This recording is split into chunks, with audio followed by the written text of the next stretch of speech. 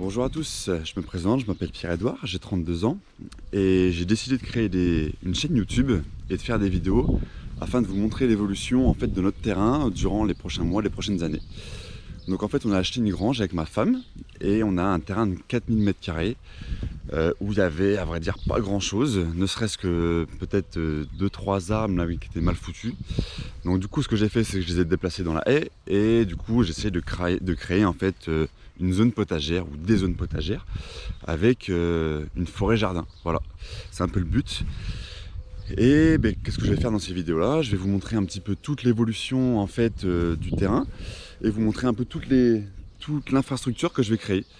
Donc un nouveau poulailler, une clôture pour des moutons, voilà.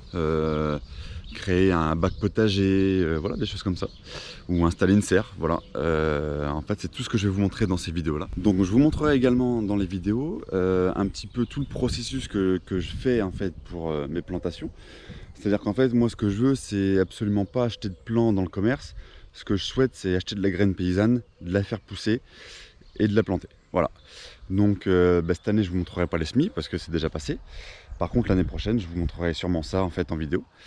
Et par contre, là, je pourrais vous montrer dans cette vidéo un petit peu comment ça pousse, etc. Voilà. Donc, première parcelle, donc, qui est exposée plein sud. Alors, qui est à l'ombre à l'hiver, par contre. Hein, voilà. Donc, ici, on a des fraises. Donc, on n'en a pas beaucoup, hein, on n'a qu'une dizaine de plants. Et bon, on va les démultiplier par la suite. Ici, on a des petits poivrons qui poussent tranquillement. Bon, il y en a qui poussent plus vite que d'autres. Hein. Voilà. Donc on en a 30, il me semble. Et on a de l'ail. Donc cette parcelle a été amendée avec du fumier de cheval, de la tonte de gazon et de la paille. Voilà. Donc j'ai vraiment un sol qui est ici très compliqué. Voilà, c'est vraiment dur comme de la pierre et c'est très argileux quand c'est humide. Donc ça garde vachement l'humidité, mais par contre c'est un bloc de pierre, quoi. Voilà. Et donc c'est pas vraiment le top en fait pour ce qu'on veut faire. Donc ici on a un petit massif arboré. Donc on le laisse sauvage, hein, voilà, mais on a des petites fleurs sauvages qui poussent. Donc ça c'est nickel. C'est relativement mellifère. Il y a pas mal d'insectes qui viennent ici.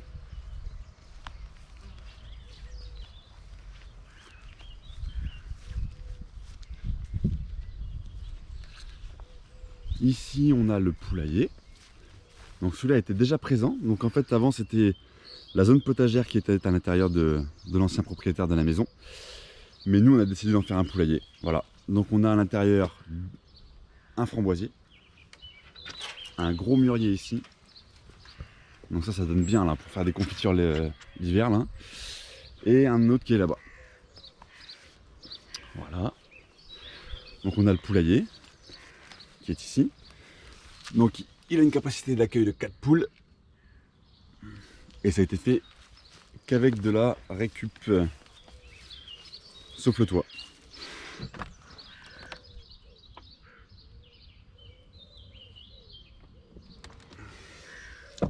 La petite poule qui est ici. Donc elles sont deux. Hein. Elles étaient 4 au début, mais il y en a 2 qui se sont échappées. J'ai malheureusement pas coupé les ailes à temps. Donc voilà, il y en a 2 qui sont barrées. Il y en a une qui s'est fait shooter par le chien du voisin et l'autre qui s'est barré je sais pas où.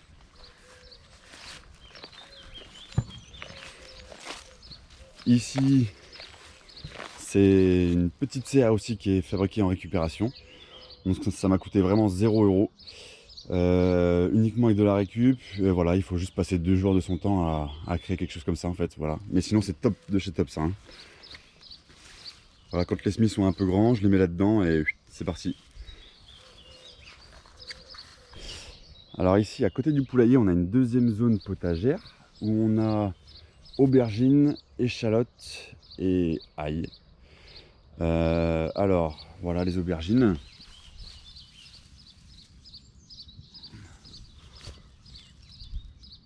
Donc forcément, il y en a qui poussent plus vite que d'autres. Elles ont l'air relativement petites à l'écran, je pense. Voilà, donc ça c'est de l'échalote. Et l'ail qui est ici. Et on a quelques pieds de fèves, mais qui se sont fait aussi bouffer par les pucerons. Voilà, vous voyez. Donc là, je n'en ai pas pris soin, je les ai pas traités, j'ai rien fait du tout. Et malheureusement, là, ça leur a pas plu quand même, tu vois. Voilà. Donc ensuite, on a toute la troisième zone potagère. Donc j'ai essayé de faire un peu un mandala. Voilà, donc c'est en arc de cercle comme ça. Il y a une deuxième ligne en fait qui fait tout le contour. Et on a mis des pierres derrière. Voilà, on les a récupérées sur le terrain. On a fait un truc qui était relativement sympa, je pense. En tout cas à mon goût. Voilà. Donc on a planté des artichauts. Donc il y en a quelques-uns. Voilà. Il y en a qui ont commencé à se faire bouffer un petit peu par les limaces, mais rien de trop méchant. Bon, celui-là un petit peu plus quand même. Hein. Voilà. On a... Ouais, celui-là, ça c'était hier soir, parce que hier soir ça y était pas ça. Hein. Voilà, bah celui-là s'est fait dégommer par une limace. Mince. Donc ensuite on a des choux.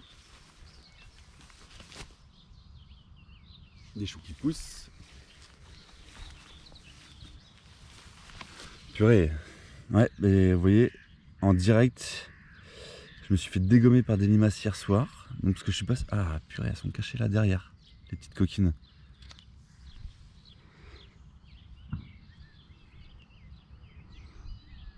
Voilà, donc ça je sais pas ce que c'est.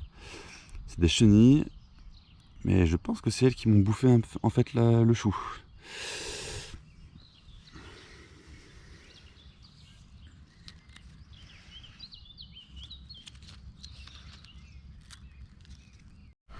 Donc ensuite quand je commence par la fin, donc là on a de la mâche qui est montée en graines. Je l'ai laissé monter et puis je l'ai laissé. Je me dis que voilà, ça donne à manger pour les petits insectes et ça attire un petit peu les pollinisateurs. Ici on a 2 rangées de mâches qui sont sur la fin. Voilà, j'en ai déjà commencé à en récupérer un petit peu et puis ben là je finis que ça laisse de pousser et puis voilà, je vais récupérer ça dans 1 ou 2 jours je pense. Ensuite, ben voilà, moi mon anti-limace à moi c'est les fèves, c'est-à-dire qu'en gros je plante une fève, je sais où a un petit pois et je sais que ça va pas faire longtemps parce que tout ce que j'ai planté ça s'est fait dévorer.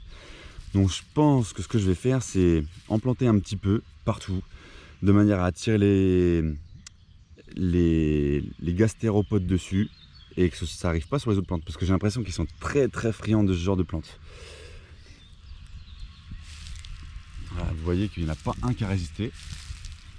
Voilà. Par contre les tomates nickel. Hein. Voilà. Donc ça c'est les épinards qui sont aussi sur la fin. Ils ont déjà été cueillis et je les ai laissés. Voilà. Et ensuite ben, plusieurs rangs de tomates. Donc là je sais pas, il y en a une quarantaine peut-être. Donc ils sont quand même relativement petits encore pour l'instant. Mais vous voyez qu'ils se font un peu attaquer par des pucerons. Ou des... Non, c'est pas des pucerons, c'est vraiment des petites mouches, des petits... Je sais pas trop ce que c'est. Et donc du coup hier j'ai balancé un petit peu de purin d'ortie dessus. On va voir si ça fait quelque chose. Et donc ensuite, on a tout ce qui est la forêt. Donc pour l'instant ça a été... C'est bien entretenu on va dire parce que du coup on a eu un mariage il n'y a pas longtemps à la maison. Et du coup on voulait que ce soit un peu propre quand même pour les invités. Du coup on a tout tendu, mais en temps normal c'est quand même relativement sauvage, voilà, tout qui pousse un petit peu à droite à gauche. Mais voilà, on a une vingtaine de fruitiers ici là. Hein. Que ce soit pommier, poirier, abricotier, néflier, etc. Voilà.